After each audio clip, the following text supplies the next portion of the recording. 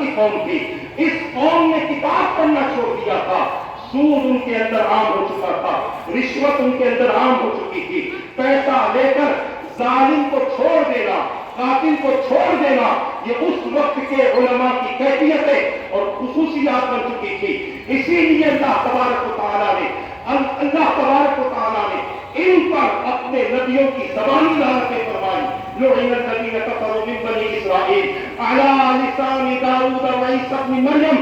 رب فرماتا ہے کہ سامان اور مفہوم یہ ہے, اللہ تبارک و تعالیٰ نے بنی اسرائیل پر لعنت کی ہے حضرت داؤد اور حضرت عیسیٰ ابن مریم علیہ السلام کی زبانی.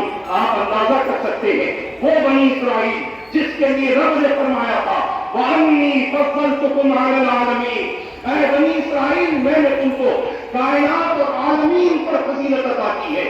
اور یہ عالمین پر فضیلت کے حقدار اس وقت تک تھے جب تک وہ اپنے نبیوں سے وابستہ تھے, اور جیسے ہی نبیوں سے انہوں نے اپنا تعلق توڑا, حالت یہ ہوئی کہ ان کی فضیلتیں ختم ہو گئی, ان کی عظمتیں ختم ہو گئی, ان کا مقام و منصب ختم ہو گیا, ان کی شان و شوکت ختم ہو گئی, ان کی جار و حشمت ختم ہو گئی. ایک وقت میں سارے عالمین پر فضیلت رکھنے والے, ایک وقت ان کے اوپر یہ آیا کہ ساری عزتیں, حیثیتیں, مقام, شان و شوکت اللہ نے سب کچھ برباد کر دیا. عزیزان عزت اسلامیہ, آپ اندازہ کر سکتے ہیں کہ اللہ تبارک و تعالیٰ نے اس قوم کو جو اہل کتاب تھی, اہل کتاب اس وقت میں موجود تھے, حضور کے زمانے میں یہودی بھی موجود تھے, حضور کے زمانے میں عیسائی بھی موجود تھے, حضور کے زمانے میں حضرت ابراہیم علیہ السلام کے ماننے والے بھی موجود تھے, مگر تاریخ اس بات پر شاہد ہے نہ ابراہیم علیہ السلام کے ماننے والے صراط مستقیم پر تھے, نہ موسیٰ علیہ السلام کے ماننے والے صراط مستقیم پر تھے, نہ عیسیٰ علیہ السلام کے ماننے والے صراط مستقیم پر تھے. کوئی صراط مستقیم پر نہ تھا, بلکہ ہر آدمی ایک دوسرے سے بڑا سرکش اور گنہگار نظر آتا تھا, سرکش اور خطاکار نظر آتا تھا.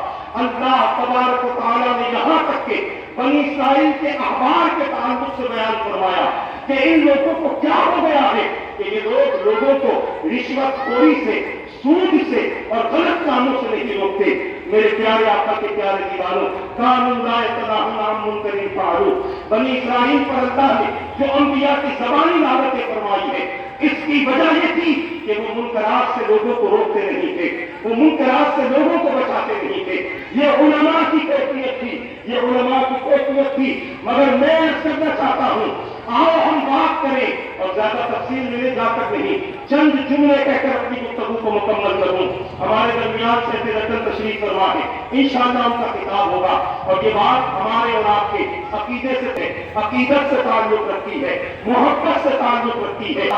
ہر نبی کی کئی انبیاء کی قوم جو اللہ کے عذاب سے تباہ ہوئی ہے, اللہ تبارک و تعالیٰ نے اس قوم کا ذکر فرمایا اور ان کے برباد ہونے کی وجوہات بیان فرمائی, ان کے تباہ ہونے کی وجوہات بیان فرمائی.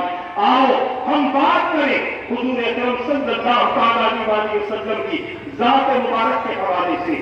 میرے آقا صلی اللہ علیہ وسلم کی ذات مبارک سے نسبت رکھنے والی امت کے تعلق سے تو ہم یہ کہہ سکتے ہیں کہ پچھلی انبیاء کی قومیں نافرمانی کی حدوں کو پار کر چکی تھی, اللہ نے ان پر عذاب نازل فرمایا.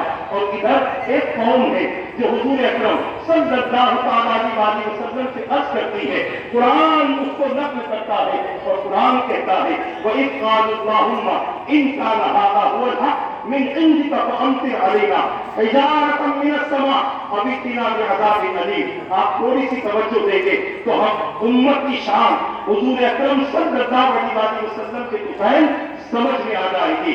اسلام طرف قوموں پر عذاب آ رہا ہے, انہوں نے عذاب کی دعوت نہیں دی تھی, انہوں نے عذاب کو بلایا نہیں تھا, مگر قوم پر عذاب آ رہا تھا.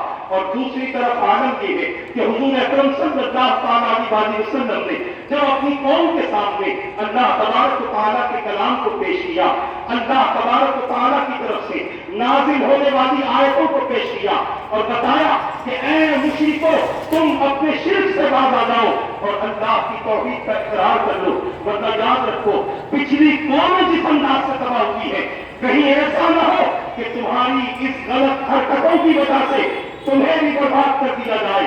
ایک مرتبہ اس قوم نے حضور اکرم صلی اللہ تعالیٰ علیہ وسلم سے عرض کیا کہ آپ اے محمد صلی اللہ علیہ وسلم, انہوں نے کہا وَإِذْ قَالُوا اللَّهُمَّ إِنْ كَانَ هَذَا هُوَ الْحَقُّ مِنْ عِنْدِكَ, اللہ تبارک و تعالیٰ کی بارگاہ میں ان لوگوں نے عرض کیا کہ اگر یہ جو باتیں یہ کر رہے ہیں یہ تیری طرف سے حق ہے اور ہم نہیں مانتے تو ہمیں پتا ہے پچھلی قومیں بڑی برباد ہوئی ہے.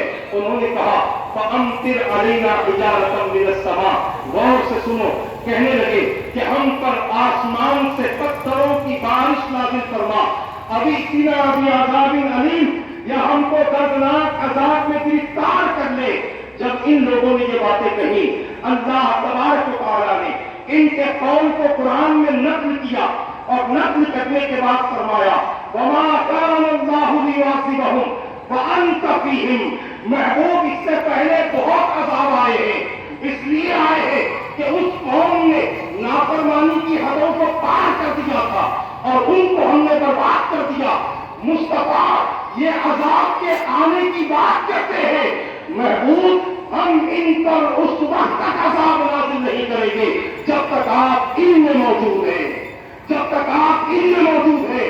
اے میرے محبوب, آپ کا ہونا ان کو عذاب سے بچنے کا ان کے لیے ذریعہ بن چکا ہے. محبوب آپ کے رہنے کی وجہ سے ہم ان پر عذاب نازل نہیں کریں گے. اور دوسری بات اسی کے بعد اللہ نے بیان فرمائی وَمَا كَانَ اللَّهُ مُعَذِّبَهُمْ وَهُمْ يَسْتَغْفِرُونَ, اور اللہ ان پر اس وقت تک عذاب نازل نہیں کرے گا جب تک کہ یہ استغفار کرتے رہیں گے. دونوں کی کیفیت کو بیان کر دی. مشرکین پر عذاب اجتماعی طور پر اس لیے نہیں آئے گا کہ مصطفیٰ ان میں ہے, اور مومنین پر عذاب اجتماعی طور پر اس لیے نہیں آئے گا کہ یہ استغفار کرتے ہیں, یہ استغفار کرتے ہیں. اسی لیے حضرت سیدنا ابو ہریرہ رضی اللہ تعالیٰ نے فرمایا, اللہ حدیث پاک کا روایت کا مفہوم ہے, فرماتے ہیں اللہ نے ہمیں دو امانیں دی تھی. ایک امان مصطفیٰ کی صورت میں تھی جو ہماری نظروں سے غائب ہو چکی ہے, اور دوسری امان رب نے استغفار رکھی ہوئی ہے. جب